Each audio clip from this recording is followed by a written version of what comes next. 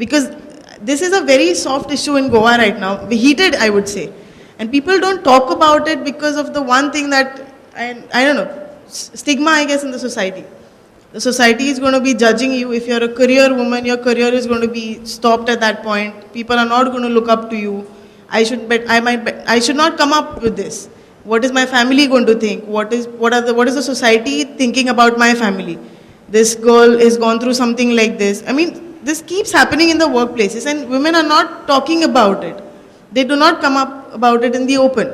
So you think working with the same gender would reduce some complications like these? Because it eats up a lot of time. Sexual harassment works hand in hand with mental harassment. It kills you completely within. So you think something like this would reduce such a problem, ma'am? In my personal opinion, I don't think we should try and specify spaces for working for women. Like what you're saying is that woman and woman, enterprises or, working with women. Of course, if you talk about comfort level, I say that right because women are more sensitized towards women issues. So that makes it a little more congenial for women to work with women. But having said that, we cannot specify कि woman को woman के साथ ही काम करना चाहिए because that's curtailing the opportunities that women need to progress ahead. I'm just asking whether it would help this, the allegations that come up, the crimes that keep happening every day, sexual harassment at workplace. अब एक औरत तो दूसरे औरत पे sexual harassment नहीं करेगी.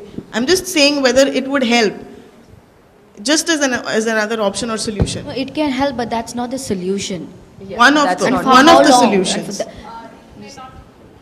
I think it may not help as well because at the end of the day, the new sexual harassment law is talking about women who, let's say, may go to the panchayat and engage with the employees there, etc. So it's covering a whole gamut of people, and people don't really have the options also. I mean, even if we were to think on those lines, people don't really have the options of whether they can work with women in a country where employment is not like something that is just around and available. People don't exactly also have the options of whether to work with women or not.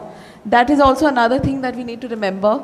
Also, I want to say that there are many stereotypes, and sexual harassment, I want to flag this because many times people think of sexual harassment in terms of physical touching, but there is a lot of harassment which takes place at very many other levels. And I will tell you, for example, I mean, in the legal profession, there are also these stereotypes about, generally, not in the legal profession, the general stereotype is that women gossip, right?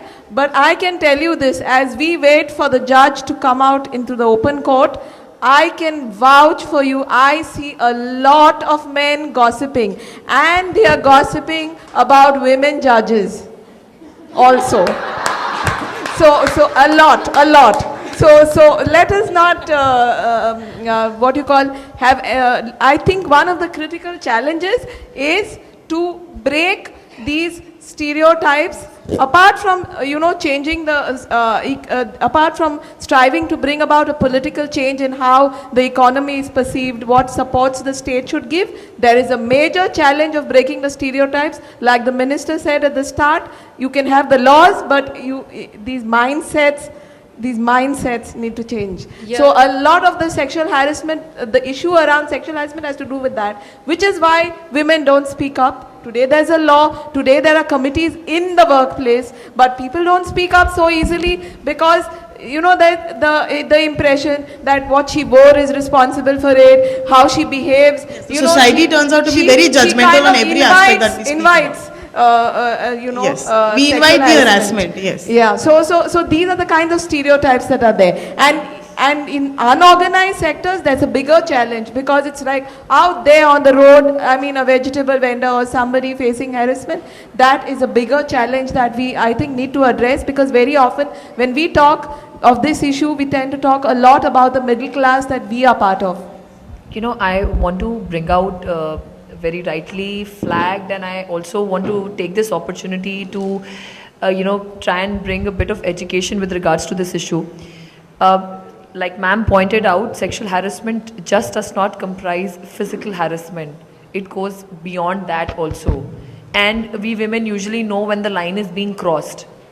Thankfully, after Nirbhaya's case, we have legal remedies to that. The only thing remaining to be done is to exercise those legal remedies, for which empowerment is what we are aspiring to achieve. And as we aspire to achieve this empowerment by making you all aware of the legal remedies that are available with you. Now, ma'am made a very specific point about unorganized sector as well. That is a challenge, considering the fact that we have so many women workers who are not even accounted in the formal sector of employment, as we say. They're not covered. We have domestic workers, so many female domestic workers. Now, thankfully, we have an act in place which was brought about in 2013. Now, with that in place, we have something called as an internal complaint committee and a local complaint committee both. The LCC caters to the unorganized sector. So now they have a redressal mechanism, that is to be set up by the government, and that's in place. She spoke a very important point of this being a taboo. Now, we have safeguard mechanisms in place. I'm saying all this so that you all are aware that now in the new act, your identity is to be secured. Your identity as a woman victim cannot be spoken out. The law also mandates, I'll take this a little further. If God forbiddingly, there's a woman victim who's been subjected to something as heinous as rape, there's a provision that immediately the lady victim has to be giving her statement in front of the judicial magistrate, preferably a lady judicial magistrate. A 164 statement can be taken down, and that's it. You don't have to go through the process of being questioned again and again and again. This is all being done in an effort to make, women feel less harassed, to do away with the taboo that they feel which are associated with these issues. The only problem is that we need to be aware of our legal rights. We need to be aware that there are remedies for us and we have to avail them. And there's no shame associated with it. The shame is on the men who do commit such acts. They should feel ashamed of themselves, not the women. So that comes to the important point of attitudinal change, which we are currently undergoing. It will take some time, but we'll get there. I would just like to add to it, ma'am, what you said. It is a commendable job that we are given the option whether we want to reveal our identity or not. It's the men who are supposed to be feeling ashamed about it. I have spoken about it on TV also. It's just a little personal experience. I have myself gone through sexual harassment before this, and I was asked about it, whether I would like to speak on TV on the TV about it, the entire episode, and I spoke about it. I had nothing to feel ashamed about. So this is just like a message to all the girls out there, all the females out there. It is not your fault. Just speak up about it. There's nothing wrong in talking about it. You don't have to feel ashamed. You don't have to sit at home and let the men feel that they have done something really great and they have shamed you. Just absolutely correct. In fact, to flag here what Goa police has been doing, we have a zero tolerance towards women-related crimes. That means the moment you report anything, we are supposed to register it. It is not going to go unnoticed, unregistered. To facilitate women, we also now have something called as women help desks. There might be a resource crunch, a manpower crunch where you might not find a lady personnel, but mostly they are all manned by lady personnel just to make women comfortable. We also have something like a victim assistance unit now, which caters to taking women victim statements, children victim statements, just so as to make women comfortable and, come out, voice out, speak out. We need to speak. We don't need to keep taking the discrimination, the torture, the harassment and just live with it. We just need to speak. I think women nowadays have started speaking up for all these years of oppression, all these years of this patriarchal society that we have been living in. Because we have started speaking up now, we celebrate these things like Women's Day. We celebrate being ourselves. We celebrate being a lady. Ma'am? It's not only at the workplace. It's her journey. The minute she leaves the house, the mode of transport she takes, where she parks, the security guy, staring at her in the right way, wrong way, the lift man, every man that she crosses to get to her workplace, to her place of meeting. Then she meets those people. When she gets out, she's getting in, out. Her whole day and the people, the society that she's passing by. So it is the inclusiveness and the protective nature of the society which will change, because it is the society who is looking out for every working woman, which just most of them think that she is available, because she is working, she's independent, she's financially independent, so let me try. The attitude is, let me try. Kya jata hai try karne mein? They try, when they get a slap, then say, I was only joking. So this is the attitude. Sometimes it's very important to take matters in our own hands, I would say.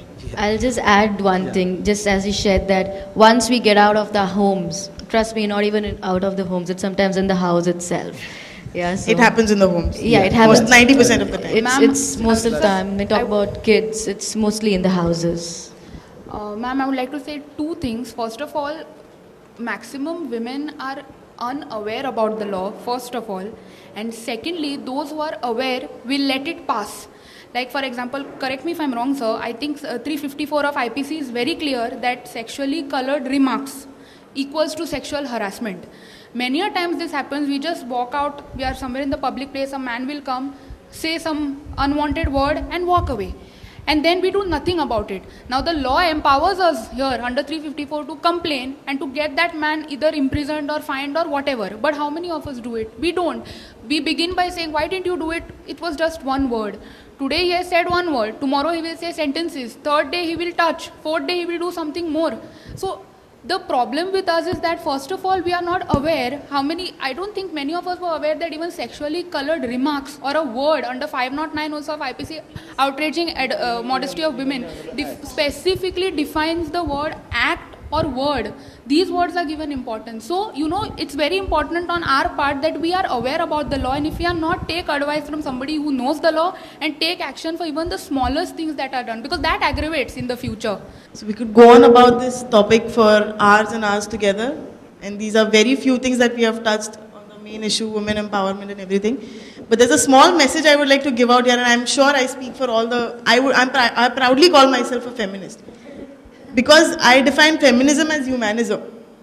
We do not ask for privileges, we just ask for equality. Correct me if I'm wrong, ma'am. So this is just a message to all the men out there that we definitely still love you. We are chromosome buddies after all, no hard feelings. It's just that we want to be considered on par, on equal basis with you guys. Okay? This is a take-home message for you after dealing with all the aspects here. We have spoken about very little things that women deal in the day-to-day life. Go home and ask yourselves what a woman is.